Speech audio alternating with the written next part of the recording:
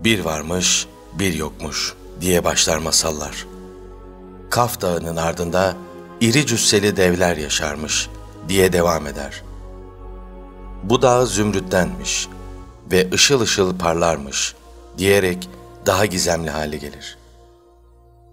Hangi medeniyete, hangi tarihe bakarsanız bakın, farklı versiyonlarla anlatılan bir dev hikayesiyle karşılaşırsınız. Araştırmalarım beni son derece şaşırtıcı ve ilginç bulgulara götürdü. Muhtemelen sizler de çok şaşıracaksınız. Gelin şimdi dini kaynaklardan, mitolojilerden ve antik medeniyetlerden günümüze uzanan devler tarihini yakından inceleyelim.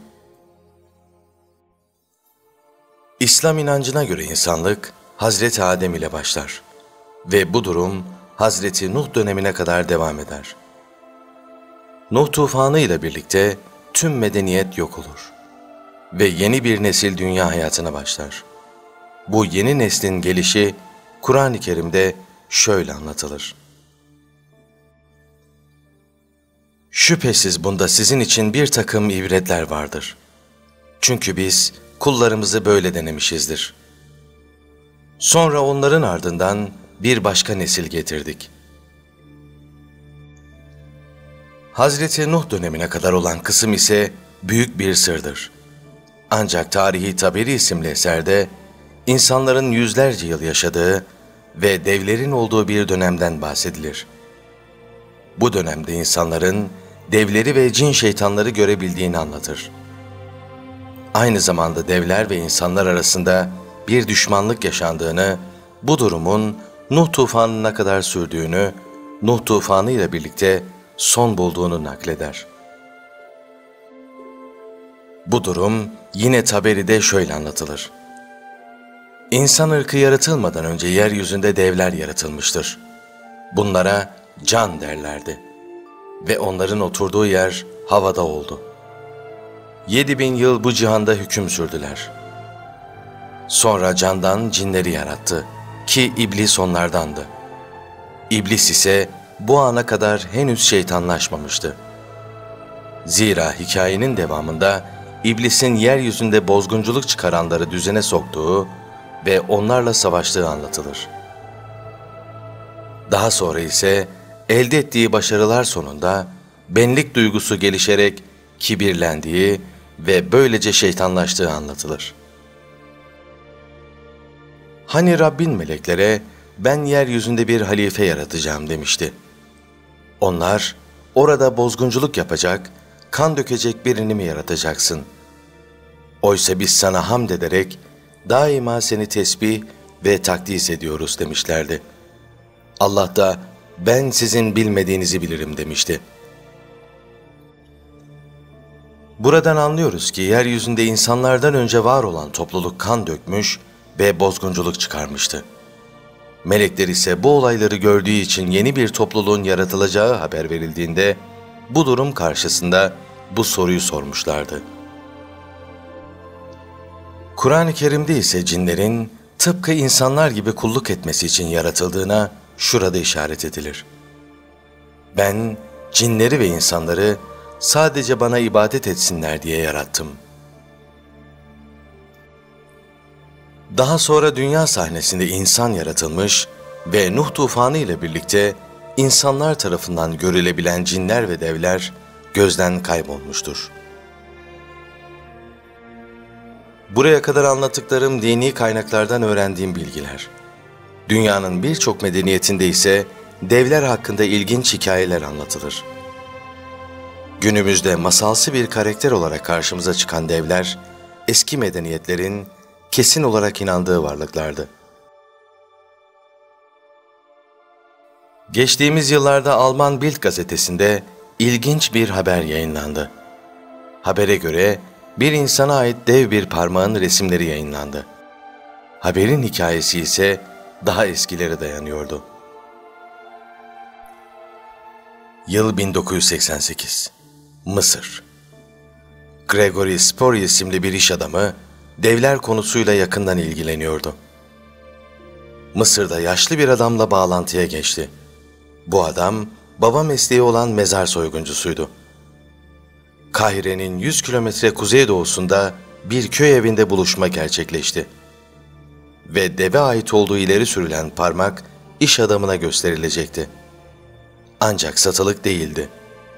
Çünkü mumya parmak onlar için çok değerliydi. $300 karşılığında göstermeyi kabul ettiler. Bundan sonrasını iş adamından dinleyelim.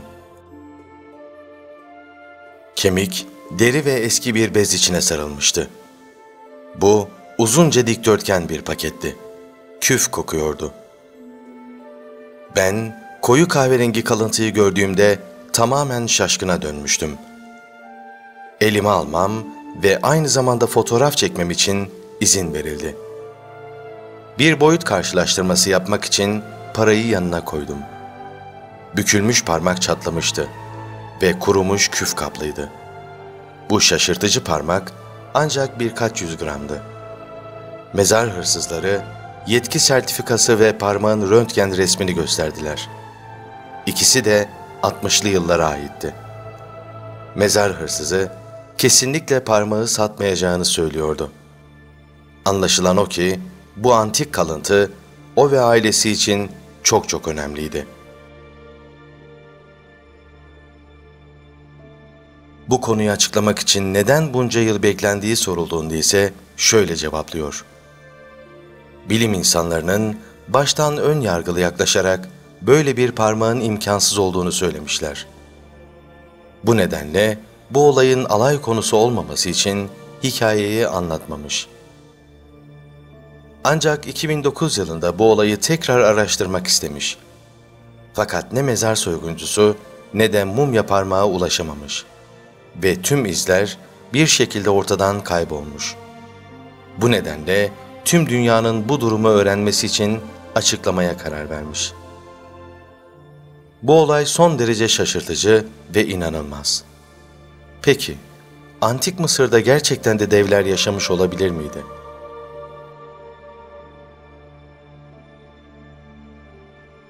Roma İmparatorluğu'nda tarih alanında önemli bir etki yaratmış Yahudi tarihçi Flavius Josephus, bir Yahudi savaşı hikayesinde milattan sonra 79'da devlerden şöyle bahseder.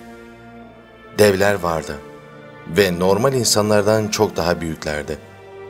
Onlara bakmak ürkütücüydü ve kendi gözlerinle görmediysen bu kadar büyük olduklarına inanamazsın diyordu. İran edebiyatının önde gelen isimlerinden Firdevsi, Şehname isimli eserinde devler ülkesi denilen bir yerden bahsediyordu. Hikayede geçen Tahmurs isimli padişah, devlerle girdiği bir mücadele sonunda savaşı kazanır ve devleri bağlar ve türlü işlerde çalıştırırdı. Böylece kral, dev bağlayan olarak anılmaya başlandı. Yunan mitolojisinde anlatılan Kiklop, tek gözlü devlerdir. Bu devler, insan etiyle beslenen acımasızlar olarak tanımlanır. Ayrıca Tanrı'dan korkmayan ve her türlü zalimliği yapan yaratıklar olarak bahsedilir. Homeros, Kiklopları mağaralarda yaşayan korsan çobanlar olarak anlatmıştır. Tek gözlü devler Türk mitolojisinde de anlatılır. Burada ise Tepegöz olarak anılır ve Kaf Dağı'nda yaşar. Parmağında büyülü bir yüzük vardır ve bedeninin hiçbir yerine silah işlemediği için öldürülemez. Sadece gözünden vurularak öldürülebilir. Bir peri ile çobanın birleşmesinden doğduğu anlatılır. Yine İslam inancına göre ve Kur'an-ı Kerim'de isimleri geçen iki kavimden bahsedilir. Bunlar Yecüc ve Mecüc kavimleridir. Kıyametten kısa bir süre önce yeryüzüne çıkacak ve daha önce yaptıkları gibi bozgunculuk yapacaklardır. Ancak bu iki kavim Hazreti Zülkarneyn tarafından hapsedilmiş ve belirli bir süreye kadar orada tutulacakları anlatılır. İşte bu Yecüc isimli topluluk devlerden oluşuyor ve kulaklarının fil kulağı kadar olduğu söylenir. Mecüc ise cücelerden. Bu kavimler çok kalabalık ve taş toprak hariç her şeyi yiyebileceği anlatılır. Tevrat'ta ise Gog ve Magog olarak anılmıştır ve aynı şekilde kıyametten önce bu toplulukların yeryüzünde bozgunculuk çıkaracağı aktarılmıştır. Kur'an-ı Kerim'de ise Yecüc ve Mecüc'ün hapsedilmesi ve zamanı geldiğinde Seddi yıkarak serbest bırakılacağı ise şöyle haber verilir.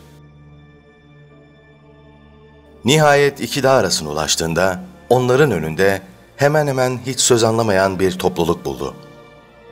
Ey Zülkarneyn dediler. Yecüc ve Mecüc bu ülkede bozgunculuk yapıyorlar. Bizimle onlar arasında bir set yapman için sana bir vergi vermeyi teklif ediyoruz. Ne dersin? O da şöyle cevap verdi. Rabbimin bana verdiği imkanlar sizin vereceğinizden daha hayırlıdır. Siz bana beden gücüyle yardımcı olun da sizinle onlar arasında sağlam bir set yapayım. Demir kütleleri getirin bana. Zülkarneyn iki dağın arasını demir kütleleriyle doldurtup dağlarla aynı seviyeye getirince körükleyin dedi. Tam onu bir ateş haline getirince bana erimiş bakır getirin de üzerine dökeyim dedi. Artık o Yecüc ve Mecüc'ün ne sette aşmaya ne de onda delik açmaya güçleri yetmedi. Zülkarneyn, bu Rabbimden bir rahmettir, bir lütuftur dedi. Rabbimin tayin ettiği vakit gelince bunu yerle bir eder. Rabbimin vaadi mutlaka gerçekleşir. O gün, yani kıyamet günü, onlar deniz dalgaları gibi birbirine çarparak çalkalanırlar. Sura da üfürülür, insanların hepsini bir araya toplarız. Daha sonra bu settin bir gün mutlaka yıkılacağı haber verilir. Bu olay ise şöyle anlatılır. Nihayet Yecüc ve Mecüc'ün setleri açılıp her tepeden dünyaya akın etmeye başlarlar. Ve doğru vaat vaktinin yaklaştığı sıra işte o zaman kâfirlerin gözleri birden dona kalır. Eyvah bizlere! Biz bundan tam bir gaflet içindeydik.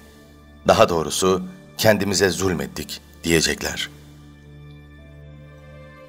İşte burada anlatılan kıssada Yecüc ve Mecüc kavminin yeryüzünde daha önce de olduğu gibi büyük bir felakete neden olabileceği aktarılmaktadır. Hatta bu varlıklar karşısında hiç kimsenin duramayacağı ve sonunda küçük bir kurtçuk tarafından yok edileceği de yine Kur'an-ı Kerim tarafından bildirilir.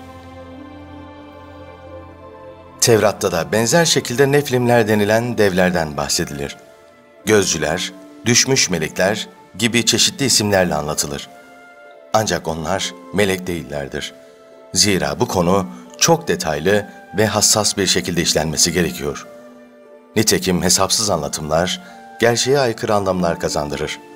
Bu nedenle eğer bu konu hakkında bir video hazırlanmasını isterseniz lütfen yorum bölümünde belirtin. İlk Avrupalıların kayıtlarına göre boylarının normal insan boyunun 2 katını geçtiği, hatta bazı kayıtlara göre 3,5-4,5 metreyi bulduğu söylenen devlerin varlığından bahsedilir. Patagonya devlerinden ilk defa bahseden kişi ise dünyanın etrafını dolaşmakta ün salmış denizci ve kaşif Magellan'dır. Seyahatleri sırasında karşılaştığı olayları not alıyordu. Bu hikayelerden birinde Patagonya kıyılarında dev bir insan gördüklerinden bahseder. Bu olayı ise şöyle anlatır. Bir gün aniden çıplak ve dev boyutlarda bir adamı limanın sahilinde gördük. Dans ediyordu, şarkı söylüyordu ve kafasına toprak atıyordu. Kaptan General Magellan adamlarımızdan birini devin yanına yolladı. O da aynı hareketleri barış işareti olarak yapacaktı. Bunu yaparak devi kaptanın beklediği adacığa getirdi. Dev bizim yanımızda çok şaşırdı ve gökten geldiğimizi düşünerek parmağını havaya kaldırarak işaretler yaptı. O kadar uzundu ki ancak beline geliyorduk ve orantılıydı. Dünyanın birçok bölgesinde dev hikayeleri benzer ifadelerle anlatılır. Mayalarda, İskandinav mitolojisinde, İnkalarda, Greklerde, Türk Altay efsanelerinde ve daha sayamayacağımız birçok medeniyette geniş yer bulmuştur. Hatta kimi kültürlerde tanrılaştırılmıştır.